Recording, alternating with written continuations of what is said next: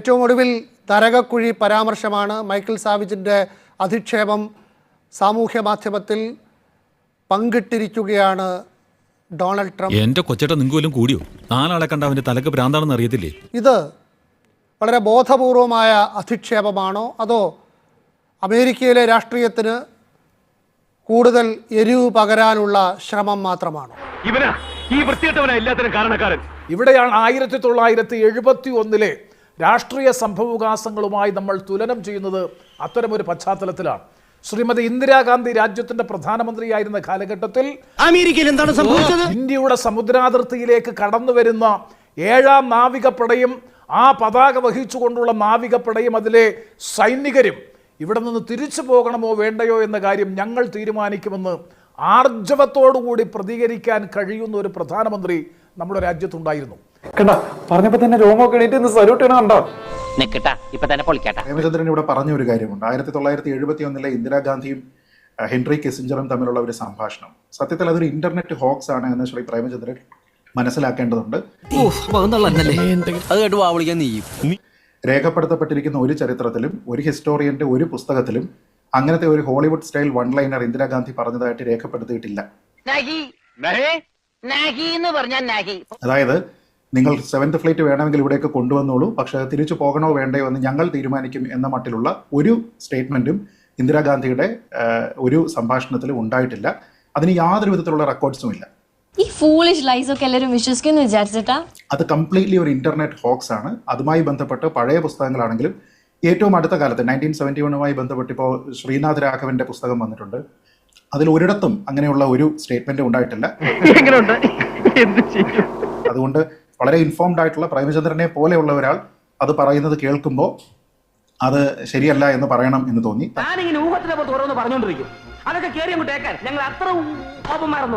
ല്ല നമ്മളിവിടെ മനസ്സിലാക്കേണ്ടുന്ന ചരിത്രപരമായിട്ടുള്ള ഒരു വസ്തുതയുണ്ട്.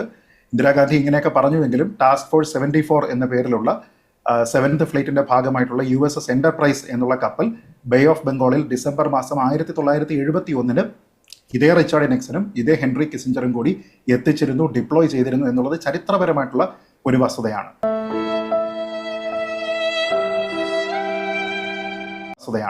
ആ മാസം ഇന്ദിരാഗാന്ധി കിസിഞ്ചർക്ക് അയച്ചിരിക്കുന്ന അമേരിക്കയ്ക്ക് അയച്ചിരിക്കുന്ന കമ്മ്യൂണിക്കേഷനിൽ ഈ ഭാഷയോ ഈ ഹോളിവുഡ് വൺ ലൈനറിന് പറ്റുന്ന രീതിയിലത്തേക്കുള്ള പ്രതികരണമോ ഇല്ല എന്ന് പറഞ്ഞിട്ട് അമേരിക്കയോട് നമ്മൾ അവരുടെ സഹായം അഭ്യർത്ഥിക്കുകയാണ് ചെയ്തത്. ഈ ടൈപ്പിലുള്ള ഹോളിവുഡ് വൺ ലൈനേഴ്സ് ഉണ്ടായിട്ടില്ല. അത് ചരിത്രപരമായി തെറ്റാണ്. അതൊരു ഇന്റർനെറ്റ് ഹോക്സ് ആണ്. അങ്ങനെ വരാൻ വഴിയില്ലല്ലോ. ഇത്രയും വലിയ ഗതികെട്ടവൻ ഈ ലോകത്ത് വേറെ ആരെങ്കിലും ഉണ്ടാവും എന്റെ കർത്താവേ. ട്രംപിന്റെ ഈ മൈക്കൽ സാവേജിന്റെ പ്രസ്താവനയെ എൻഡോഴ്സ്മെന്റിനെ അതിനെ തള്ളി പറയുന്നതിനോടൊപ്പം ഇന്ത്യയും അമേരിക്കയും തമ്മിലുള്ള ബന്ധം എന്താണ് എന്നും ഏത് നിലയ്ക്കുള്ളതാണ് എന്നും അമേരിക്കൻ പ്രസിഡന്റിനെ ഓർമ്മിപ്പിക്കുന്ന തരത്തിലുള്ള ഡിപ്ലോമാറ്റിക് ലാംഗ്വേജിൽ പറഞ്ഞാൽ വളരെ കാലിബ്രേറ്റഡ് ആയിട്ടുള്ള എന്നാൽ വളരെ സിവിൽ ആയിട്ടുള്ള ഒരു പ്രതികരണമാണ് നമ്മുടെ ഇത് വന്നിരിക്കുന്നത്. അതല്ലാതെ ഡാഷ്മോനെ രേവന്ത എന്നതുപോലെ പ്രതികരിക്കാനായിട്ട് നമ്മുടെ രാജ്യത്തിന് കഴിയില്ല. ചൈനയുടെ പ്രതികരണം എവിടെയാണ് എന്ന് നമ്മൾ ചിന്തിക്കണം. ഇന്ത്യയും ചൈനയും പോലെയുള്ള നരകക്കുഴികൾ അല്ലെങ്കിൽ അതേപോലെയുള്ള മറ്റ് നരകക്കുഴികൾ എന്നുള്ള ഒരു പ്രസ്താവന വരുന്ന സമയത്ത് ചൈനയുടെ റെസ്പോൺസ് എവിടെ വന്നിരിക്കുന്നത്? ഇവിടെ ആരാ റിപ്പോർട്ട് ചെയ്തിരിക്കുന്നത്? എന്തെങ്കിലും രീതിയിലത്തേക്കുള്ള റെസ്പോൺസ് വന്നിട്ടുണ്ടോ? ഇല്ല. എന്ന് വെച്ചാൽ ചൈന പോലും വളരെ ടാക്ടിക്കലായിട്ട് ഇരിക്കുന്ന ഒരു സമയത്ത് ഇന്ത്യ അതിശക്തമായ രീതിയിലേക്ക് റെസ്പോണ്ട് ചെയ്തിട്ടുണ്ട്. ലോകത്തിലെ ഒരു ശക്തിക്കും അങ്ങനെ വിശ്വനെ തടയാനൊന്നും പറ്റില്ല. അങ്ങനെ റെസ്പോണ്ട് ചെയ്തിരിക്കുന്ന ഒരു രാജ്യം എന്ന് പറയുന്നത് ഞാൻ നേരത്തെ പറഞ്ഞതുപോലെ നമ്മൾ ആനിമേറ്റഡ് ആയിട്ട് റെസ്പോണ്ട് ചെയ്യണോ? നേരത്തെ ഈ പറഞ്ഞിരിക്കുന്നത് പോലെ ഡാഷ്മോനെ രേവന്ത ടൈപ്പ് റെസ്പോൺസ് ആണോ വേണ്ടതെന്ന് ചോദിച്ചു കഴിഞ്ഞാൽ അല്ല. ഇതൊക്കെ എന്തിനിവിടെ പറയാൻ പോകുന്നു? അല്ല, ഒരു കണക്ഷൻ കിട്ടിയപ്പോ ശരിക്കും അങ്ങനെയാണോ പറയുന്നത്? എന്തുകൊണ്ടാണ് ഇന്ത്യ റഷ്യയിൽ നിന്ന് വാങ്ങുന്ന ഓയിൽ അതിൻ്റെ അളവ് വളരെ പെട്ടെന്ന് കുറഞ്ഞത്? അത് കണക്കുകളാണല്ലോ. കുറഞ്ഞ വിലയിൽ റഷ്യ നമുക്ക് എണ്ണ നൽകിക്കൊണ്ടിരുന്നു, പക്ഷേ അത് വളരെ പെട്ടെന്ന് നിർത്തി, അളവ് വളരെ കുറഞ്ഞു. 1.5 മുതൽ ഏതാണ്ട് 2.5 വരെയുള്ള മില്യൺ ബാരൽസ് പെർ ഡേ നമ്മൾ കഴിഞ്ഞ 5-6 മാസമായിട്ട് ഒരു മാറ്റവും ഇല്ലാതെ അവിടെ നിന്ന് വാങ്ങുന്നുണ്ട്. അതിന്റെ കണക്ക് പുറത്തു വന്നല്ലോ. ഞങ്ങളൊന്നും കാണുന്നുമില്ല, കേൾക്കുന്നുമില്ല. ഇങ്ങനെ പറഞ്ഞാൽ ആർക്കും മനസ്സിലാവില്ല. ആ കണക്ക് പുറത്തു വന്നിരുന്നത് ഇന്ത്യയിലുള്ള എല്ലാ ദേശീയ മാധ്യമങ്ങളും പുറത്തു വിട്ടിരുന്നതാണല്ലോ. അല്ല, ദേശീയ മാധ്യമങ്ങളിൽ ഒരുപാട് കണക്കുകൾ വന്നിട്ടുണ്ട്. അല്ലത് ഇത് മന്ത്രാലയം കൊടുക്കുന്ന കണക്കല്ലേ? സ്വകാര്യ റിഫൈനറികൾ അടക്കം അതിന്റെ അളവ് കുറച്ചത്. അപ്പോൾ ശ്രീജിത്തിന്റെ വാദത്തിൽ അങ്ങനെ ഒന്നും ഉണ്ടായിരുന്നേ ഇല്ല. നേരത്തെ വാങ്ങിയിരുന്ന അതേ അളവിൽ റഷ്യയിൽ നിന്ന് ഓയിൽ വാങ്ങിക്കൊണ്ടേയിരുന്നു എന്നാണോ? 1.6 മുതൽ 2.6 മില്യൺ ബാരൽസ് പെർ ഡേ എല്ലാ മാസവും നടന്നിട്ടുണ്ട്. ഇല്ലെങ്കിൽ കണക്ക് വെച്ച് പ്രൂവ് ചെയ്യും, തെറ്റാണെന്ന് പറയും. കണക്ക് വെച്ച് പ്രൂവ് ചെയ്യും. സത്യം മനസ്സിലാക്കിയ സ്ഥിതിക്ക് ഇനി എങ്ങനെ തെളിയിക്കും? കഴിഞ്ഞ മാസത്തെ 2.6 എന്തോ ആണ്. അതിന് മുമ്പ് എനിക്ക് തോന്നുന്നത് 2.2 ആണ്. അതിന് മുമ്പ് 1.6 മറ്റോ ആണ്, 1.02 അങ്ങനെ എന്തോ ആണ്. കണക്കുകൾ അങ്ങനെയാണ്. എന്ന് വെച്ച് കഴിഞ്ഞാൽ അതിൽ വ്യത്യാസം ഉണ്ടായിട്ടില്ലല്ലോ. റഷ്യയിൽ നിന്ന് ഇന്ത്യ കൂടിയ അളവിൽ എണ്ണ വാങ്ങി തുടങ്ങിയപ്പോൾ മുതൽ ഇന്ന് വരെ അത് ഒരു തടസ്സവുമില്ലാതെ തുടരുന്നുണ്ട്. റഷ്യയുടെ പ്രതികരണം നോക്കൂ. ഞങ്ങൾ ഇന്നേ വരെ ഇന്ത്യ ഞങ്ങളോട് ഇത് കുറയ്ക്കുന്നതിന് വേണ്ടിയിട്ട് ഇന്നേ വരെ ഇന്ത്യ റിക്വസ്റ്റ് ചെയ്തിട്ടില്ല എന്ന് റഷ്യയുടെ മന്ത്രിയല്ലേ പറഞ്ഞേ, ഫോറിൻ മിനിസ്റ്റർ അല്ലേ പറഞ്ഞേ. അതൊക്കെ കുറെ കേട്ടിട്ടുണ്ട്. ഏതൊക്കെയാണെന്നും ആരൊക്കെയാണെന്നും ഉള്ള വ്യക്തവും വടിവത്തതുമായ ബോധം എനിക്കുണ്ട്. റഷ്യയുടെ ഫോറിൻ മിനിസ്റ്ററിന്റെ ഔദ്യോഗിക സ്റ്റേറ്റ്മെന്റ് ഉണ്ട്. അതായത് അമേരിക്ക ഇടപെട്ടതിന് ശേഷം ഇങ്ങനെ പറഞ്ഞു എന്ന് പറയുമ്പോൾ ഇന്ത്യയിൽ നിന്ന് അങ്ങനെ, ന്യൂഡൽഹിയിൽ നിന്ന് അങ്ങനെ ഒരു കമ്മ്യൂണിക്കേഷനും ഞങ്ങൾക്ക് മോസ്കോയ്ക്ക് ലഭിച്ചിട്ടില്ല എന്ന് പറഞ്ഞതിനെ ഡിസ്മിസ് ചെയ്തിരിക്കുന്നത് റഷ്യയുടെ വിദേശകാര്യ മന്ത്രിയാണ്. ഞാൻ പറഞ്ഞത് മാധ്യമങ്ങളെ ഒക്കെ നമ്മൾ വിട്ടേക്കൂ. റഷ്യയുടെ ഫോറിൻ മിനിസ്റ്റർ പറഞ്ഞ അങ്ങനെ ഒരു കമ്മ്യൂണിക്കേഷൻ ഉണ്ടായിട്ടില്ല എന്നാണ്. അപ്പോൾ പിന്നെ അത് എവിടെ നിന്നാണ് വരിക? ഞാൻ പറയുന്നത് ഒരു രാജ്യത്തിനെ സംബന്ധിച്ചിടത്തോളം എനർജി സെക്യൂരിറ്റി പിന്നെ എവിടെ നിന്നാണ് വന്നത്? ഇന്ത്യൻ പാർലമെന്റിലടക്കം ഉയർന്ന ഈ ആരോപണങ്ങൾ എന്തുകൊണ്ടാണ് കേന്ദ്ര ഗവൺമെൻറ്, ബന്ധപ്പെട്ട മന്ത്രാലയം അല്ലെങ്കിൽ ബന്ധപ്പെട്ട വകുപ്പ് മന്ത്രി ഇതുമായി ബന്ധപ്പെട്ട വിശദീകരണം ഇത്തരത്തിൽ പാർലമെൻറ്റിൽ സ്റ്റേറ്റ്മെൻറ്റ് വെച്ചു?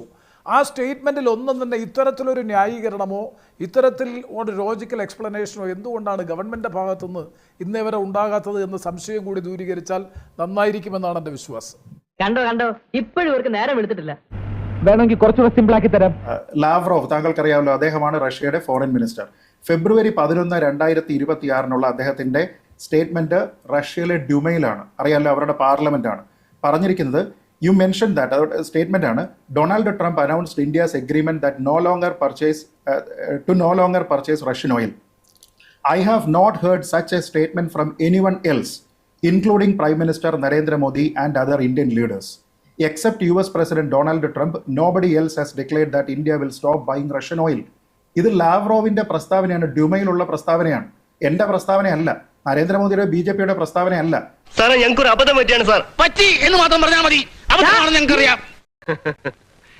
നിനക്കിതൊന്നും പറഞ്ഞിട്ടില്ലേ, നീ കളഞ്ഞിട്ട് പോടെ. കുറഞ്ഞിട്ടുണ്ട്, 3-1 കുറവ് വന്നുവെന്നാണ് ഞാൻ വായിച്ചിട്ടുള്ളത്.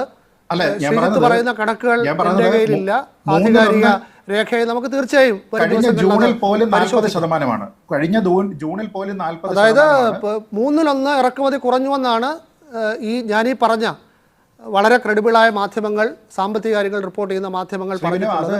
അതല്ല, ഒരു വ്യത്യാസവും ഇല്ലാതെ നിർബാധം തുടർന്നുവെന്നാണ് ശ്രീജിത്തിന്റെ വാദമെങ്കിൽ അത് ഫാക്ടിന്റെ അടിസ്ഥാനത്തിൽ നമുക്ക് പരിശോധിക്കാം. അങ്ങനെയല്ല, എല്ലാ കാലവും നമ്മൾ ഒരേ എമൗണ്ട് ആണ് എല്ലാ മാസവും വാങ്ങുക എന്നുള്ളതല്ല നമ്മുടെ ഡീല്. നമ്മൾ മറ്റുള്ള 40 രാജ്യങ്ങളിൽ നിന്നാണ് നമ്മൾ വാങ്ങുന്നത്, 41 രാജ്യങ്ങളിൽ നിന്ന്. അപ്പൊ എന്തുകൊണ്ടാണ് റഷ്യയിൽ നിന്ന് വാങ്ങാൻ തീരുമാനിച്ചത്? റഷ്യയുടെ എണ്ണയ്ക്ക് അമേരിക്ക ഉപരോധം ഏർപ്പെടുത്തിയിരുന്നപ്പോൾ മറ്റ് രാജ്യങ്ങൾ വാങ്ങാതിരിക്കുന്നു. നമുക്ക് വളരെ കുറഞ്ഞ വിലയ്ക്ക് അവരത് നൽകാമെന്ന് പറയുന്നു, അതുകൊണ്ട് നമ്മൾ വാങ്ങുന്നു. അമേരിക്കയുടെ താല്പര്യം റഷ്യയിൽ നിന്ന് ഇന്ത്യ വാങ്ങണമെന്നാണോ വാങ്ങുന്നത് കുറയ്ക്കണമെന്നാണോ? വാങ്ങരുതെന്നാണോ പറയുന്നത്? വാങ്ങുന്നത് കുറയ്ക്കണമെന്നാണോ പറയുന്നത്? ഇത്രയും കാലത്തെ ജീവിതാനുഭവത്തിന്റെ വീക്ഷണകോണത്തിൽ നിന്ന് നോക്കുമ്പോൾ വാങ്ങണമെന്നായിരിക്കും അവരുടെ ആഗ്രഹം, വാങ്ങുന്നത് കുറയ്ക്കണം എന്നതായിരുന്നു ലക്ഷ്യം. റഷ്യയിൽ നിന്ന് വാങ്ങരുതെന്നാണ് പറയുന്നത്. റഷ്യയിൽ നിന്ന് ഇന്ത്യ വാങ്ങരുത് എന്നാണ് പറയുന്നത്. ഇന്ത്യ വാങ്ങുന്നുണ്ട്. അവിടെ തന്നെ നമ്മൾ ശരിയാണ്. കാരണം വാങ്ങരുത് എന്ന് പറയാൻ കാരണം അമേരിക്കൻ ട്രംപ് ലോകത്തെ എല്ലാ രാജ്യങ്ങളോടും ഉക്രൈൻ യുദ്ധം നടത്തുന്നത് ഇന്ത്യയുടെ പണം കൊണ്ടാണെന്ന് വരെ പറഞ്ഞു. അതെ, ഉക്രൈൻ യുദ്ധം നടത്തുന്നത് ഈ എണ്ണ പണം കൊണ്ടാണ് എന്നായിരുന്നു അവരുടെ വാദം. അതൊക്കെ എന്നെ പറ്റി അസൂയാലുക്കൾ പറഞ്ഞുണ്ടാക്കുന്നതാണ്. ഇതിനെ എങ്ങനെ ന്യായീകരിക്കാം? യാഥാർത്ഥ്യം എവിടെയാണ് എന്നത് വ്യക്തവുമാണ്. സമയമില്ലാത്തത് കൊണ്ടാണ് നമുക്ക് വരും ദിവസങ്ങളിൽ ചർച്ച ചെയ്യാം. അത് ആംപ്ലിഫൈ ചെയ്യരുത്. അത് കോൺഗ്രസിന്റെ വിവരക്കേടാണ്. കാരണം ഇന്ത്യ ഇത് വാങ്ങുന്നുണ്ട്. ഈ റിലാക്സേഷൻ കൊണ്ടുവരുന്നതിന് മുമ്പും ഇന്ത്യ അവിടെ നിന്ന് വാങ്ങുന്നുണ്ട്. അന്ന്